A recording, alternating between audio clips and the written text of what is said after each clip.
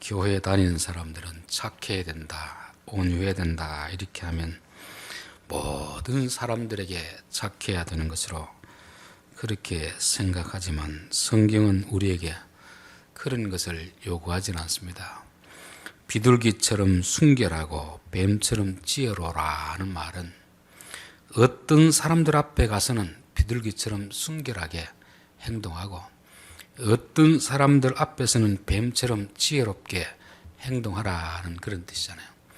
정말 마음씨가 착한 사람들에게는 우리도 가서 순결한 마음을 가지고 대하고 우리를 속여 넘어뜨리려고 하는 사람에게는 지혜롭게 판단을 해서 그들의 속임수에 넘어가지 말아야 된다는 것을 말씀하고 있습니다. 온유하다는 것도 천성적으로 착하다는 것이 아닙니다.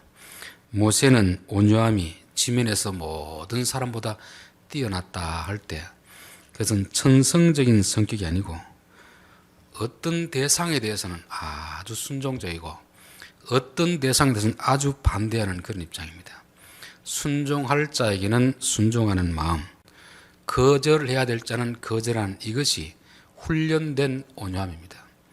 모세도 성격이 보통 사람 아니잖아요. 대단히 성격이 강한 사람인데 하나님 앞에서는 온유한 순한 양이 되는 것이고 그러나 다른 사람들, 악한 사람들 앞에서는 아주 강한 모습을 지니는 것입니다. 그래서 저는 우리 성도들이 이 두 가지 성품을 가지게 되겠다. 그래서 성도가 온유하다는 것은 온유해야 될 자 앞에서는 온유하고 싸워야 될 자 앞에서는 싸우는 그런 것이 온유함입니다. 그래서 너희들이 마귀를 대적하라 하는 말은 같이 싸우란 말이잖아요. 근데 세상은 어떠냐 하면 약자에게는 강하고 갑질하고 강자 앞에서는 비굴할 정도로 참 그런 모습을 보이는 것이 세상 사람입니다. 그러나 성도는 약자들 앞에서는 자비와 긍휼을 베푸는 마음을 가져야 되고 악한 자들 앞에서는 단호하게 대처하는 모습을 보여야 됩니다. 그게 예수님의 삶의 자세였습니다. 세리와 창녀도 어린아이들 이런 사람들은 한없이 불쌍히 여겼지만 그러나 그 당시 기득권이었던 종교 지도자들에게는 조금도 선처를 베풀지 않았습니다. 장사하는 사람들은 상을 다 뒤엎어 버렸잖아요. 그러면서 저주를 퍼붓하는 것은 예수님이 온유해야 될 자 앞에서는 온유하고 강하게 대처할 사람에게는 강하게 대처하는 모습을 보이는 것입니다. 그래서 저는 우리 성도들이 너무 착해도 안 되고 너무 강해도 안 됩니다. 우리가 착하게 대할 사람 앞에서는 착하고 강하게 대할 사람 앞에서는 강해야 되지. 모든 사람 앞에 착하면 바보 취급당하잖아요. 또 문이라는 것도 들어와야 될 사람에게 열어주고 들어오지 말아야 될 사람은 닫으라 하는 것이 문의 어떤 기능 아닙니까? 사람의 마음도 우리 마음에 용납해야 될 사람은 용납하고 거절해야 될 사람은 거절하는 이런 분별력이 필요하다는 것을 지난 시간에 살펴보았습니다. 그래서 함께 해야 될 사람, 함께 해서는 안 될 사람, 고린도 교회 안에는 사도 바울 같은 사람은 비록 멀리 떨어져 있지만 너희와 우리는 형제니까 서로 용납하고 서로 받아들여야 된다. 그러나 고린도 교회 안에 바울이 떠나고 나서 거짓 선지자들이 판을 치고 있습니다. 율법주의를 가르치고 다른 어떤 세상의 가르침을 가르치는 자들.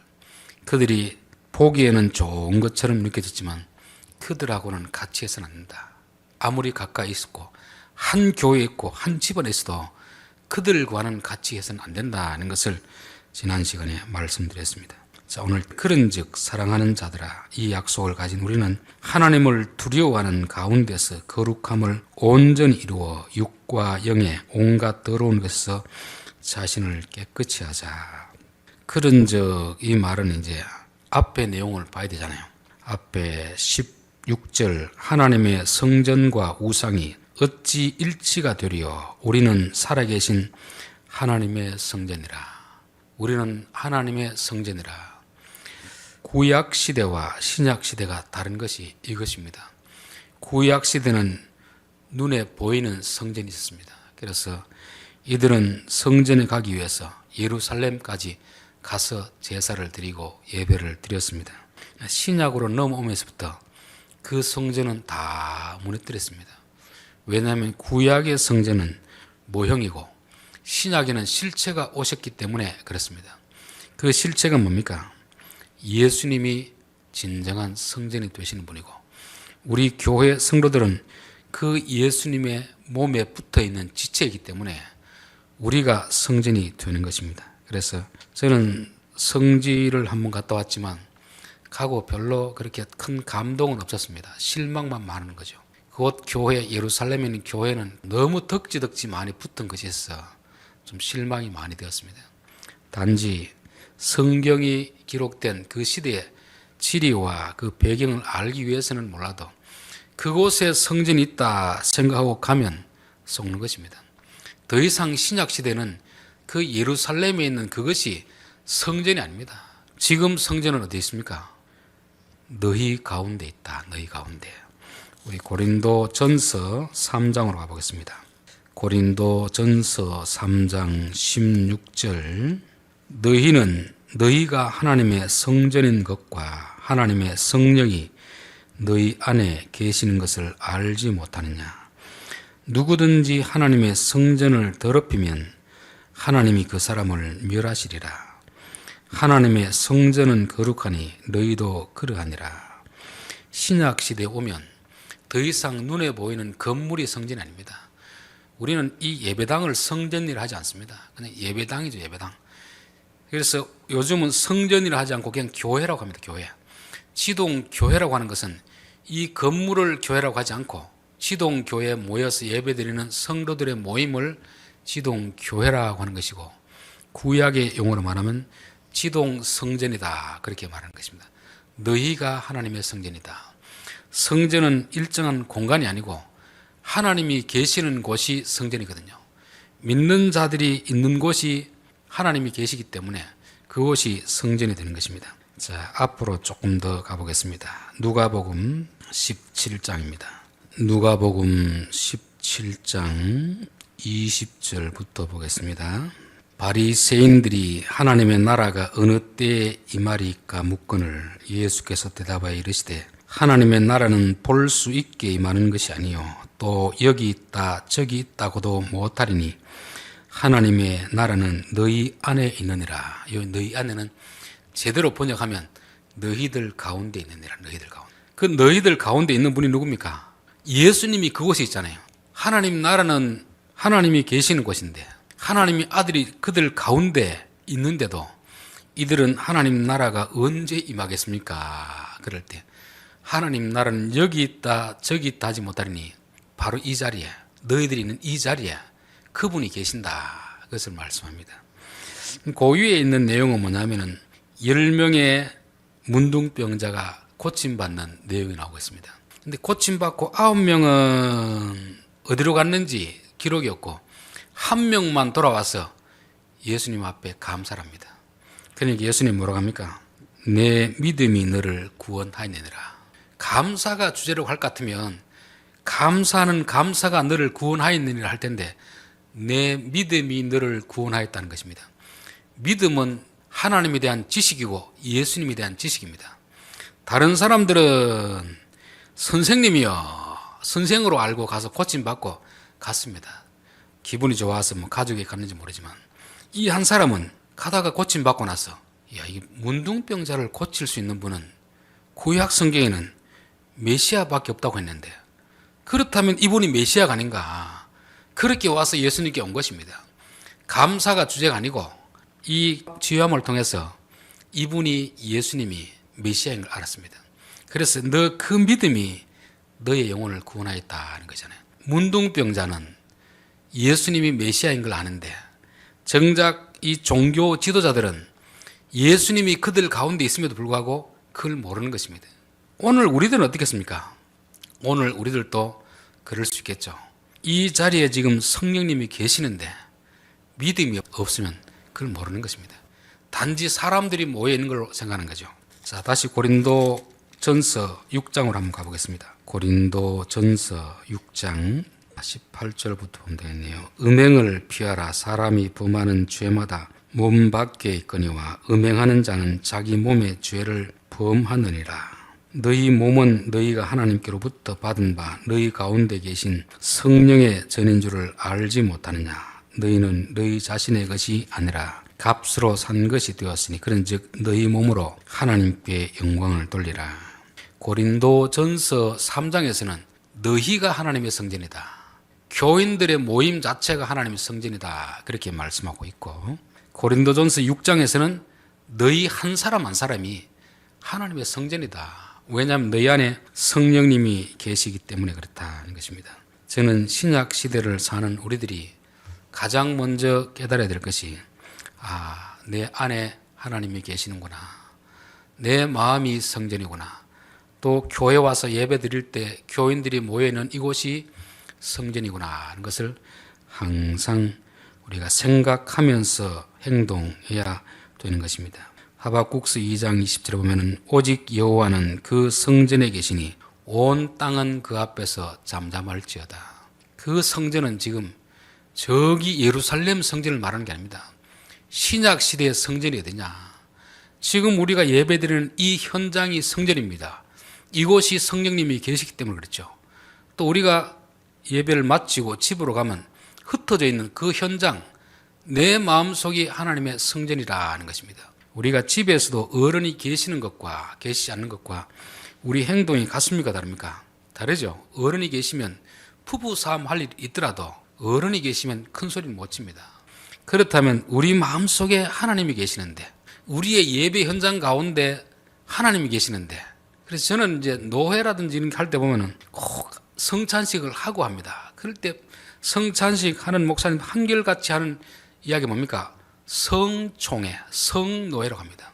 그렇다면 그 회의장 가운데서 누가 계신다는 겁니까? 성령님이 계신다는 것을 고백하는 거잖아요. 그런데 성찬식 끝나고 회의할 때 되면 과문을 지르고 서로 누구를 비난하고 이렇게 합니다. 그럼 그분이 그 안에 지금 하나님이 계시다는 것을 믿는 겁니까? 안 믿는 겁니까? 못 믿는 거잖아요. 지금 우리 마음속에 하나님이 계시다는 걸 믿으면 우리의 생각도 우리의 말도 함부로 해서는 안 되는 것입니다. 하나님이 그 성전에 계시니 온 땅은 그 앞에서 잠잠할지니라. 그래서 우리의 믿음은 예배 현장이 하나님이 계시는 성전이고 내가 있는 모든 현장이 하나님의 성전이라는 것을 항상 기억하고 있어야 되는 것입니다. 자, 다시금 오늘 본문으로 와서 그런즉 사랑하는 자들아, 이 약속을 가진 우리는, 이 약속은 하나님이 우리 가운데 거하시면서 그분이 우리의 하나님이 되고 너희는 나의 백성이 되겠다, 이 약속입니다. 자, 이 약속을 가진 우리는 하나님을 두려워하는 가운데서 거룩함을 온전히 이루어 육과 영의 온갖 더러운 것에서 자신을 깨끗이 지키자. 우리가 하나님의 성전이기 때문에, 하나님이 우리 안에 계시기 때문에 우리 몸과 마음을 잘 지키자는 것입니다. 여러분, 우리의 몸과 마음은 성령님이 계시는 곳입니다. 성령님이 계시면 좀 깨끗이 해야 되겠습니까? 지저분하게 해야 되겠습니까? 깨끗이 관리를 해야 되겠죠.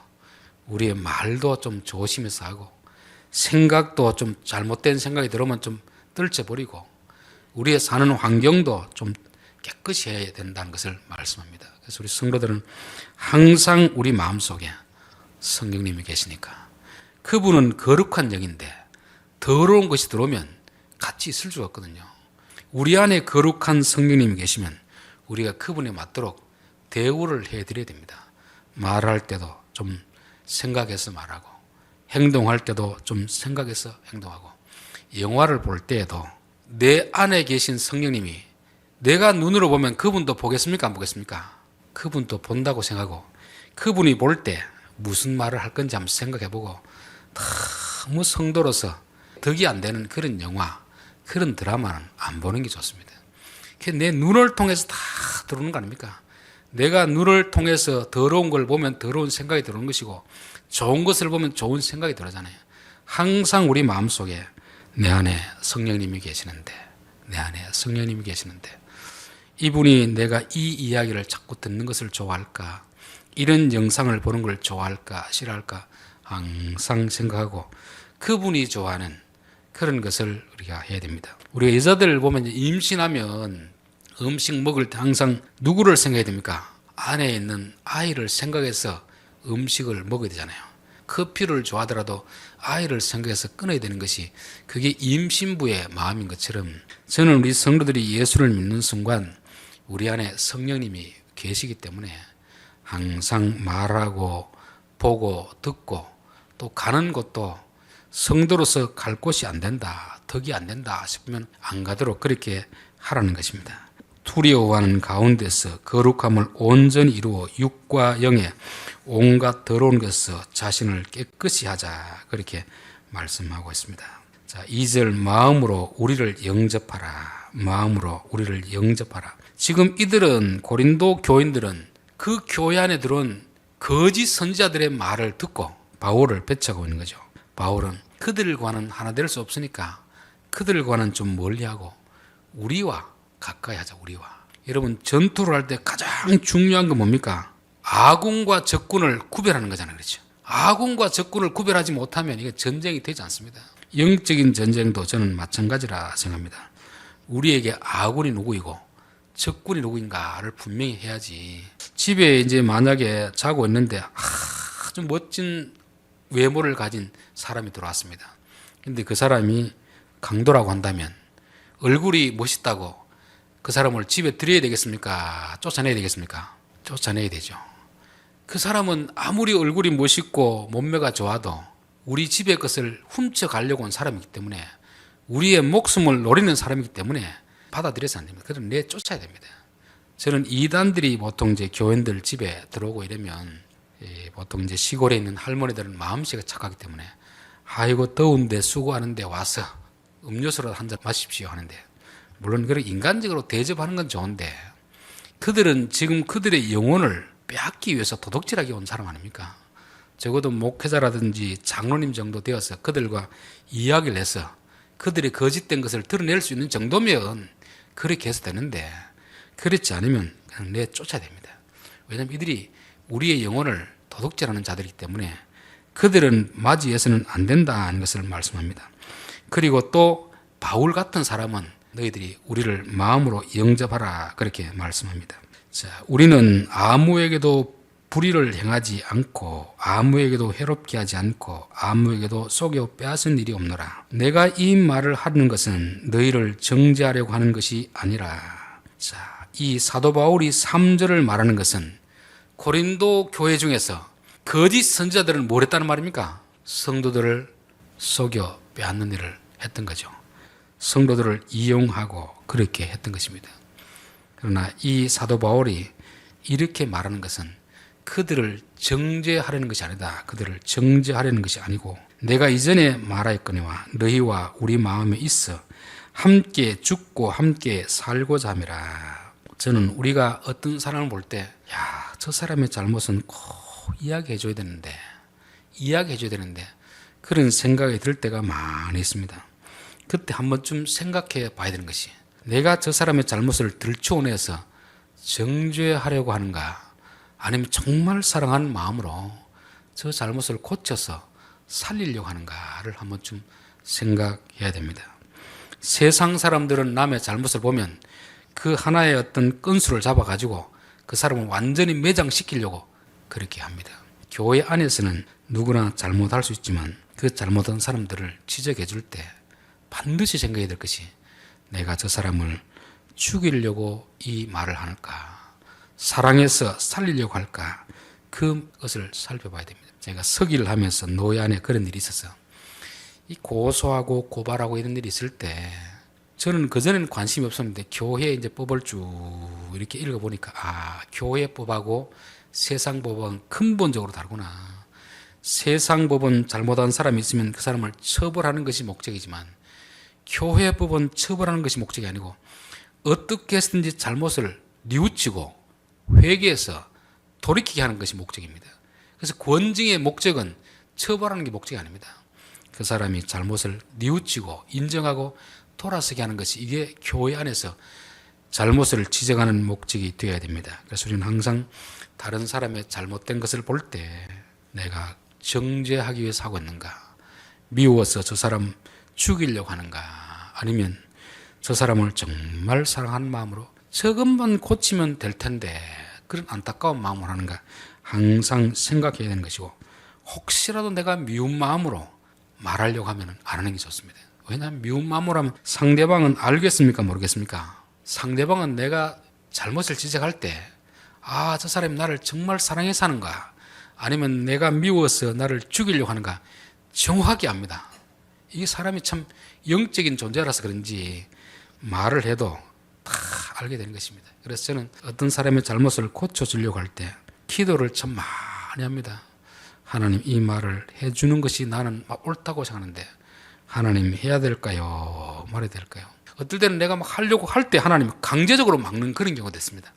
이게 내가 좀 너무 성급했구나. 아무리 내가 그 사람을 사랑하더라도 그 사람이 받을 만큼 좀 성숙될 때까지 기다려줘야 되는데, 기다리지 못하고 그냥 내 동기는 그 사람을 위한다고 이야기했었는데 그것을 못 받아들이니까 오히려 원수되는 경우를 한두 번 경험하고 나서 절대 내가 다른 사람의 잘못에 대해서는 섣불리 함부로 고치려고 해서는 안 되겠다, 그런 생각이 들었습니다. 여기서 사도 바울도 지금 이런 이야기하는 것은 그들 가운데 있는 거짓 선자들이 성도를 이용하고 속에서 빼앗는 이런 일들이 있는데 우리는 그렇게 하지 않고 있다는 것을 말씀합니다. 4절, 나는 너희를 향하여 담대한 것도 많고 너희를 위하여 자랑할 것도 많으니. 사도 바울은 고린도 교회에 대해서 참 애착이 많습니다.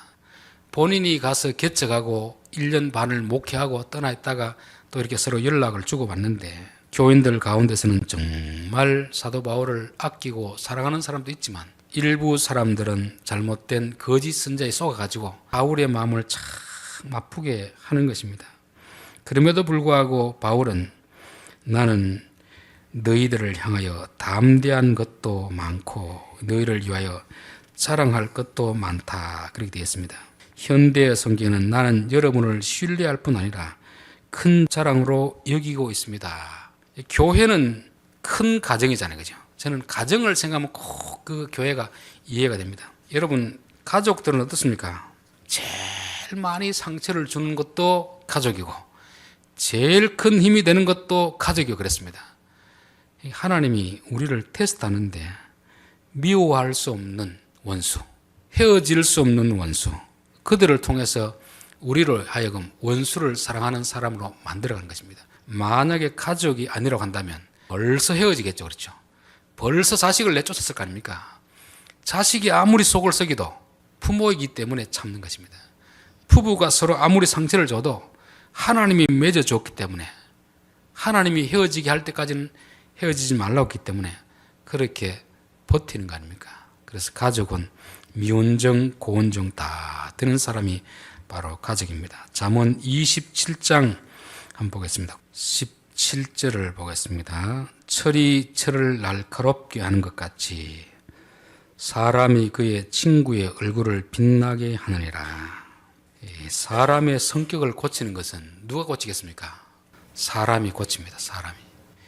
야곱이 아버지를 속이고 형님을 속이고, 그런데 결국 그가 외삼촌에게 가가지고 더 자기보다 고단수인 외삼촌에게 몇 번 속고 나서 내가 참 잘못했구나.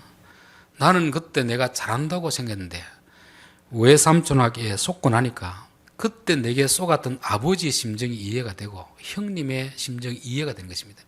그러니까 철이 철을 서로 부딪히면서 날카롭게 되듯이 저는 사람이 사람과 부딪히면서 서로 모난 부분이 깎여가고 성숙해진다는 것입니다. 그래서 가족은 원수이지만 미워할 수 없는 원수입니다.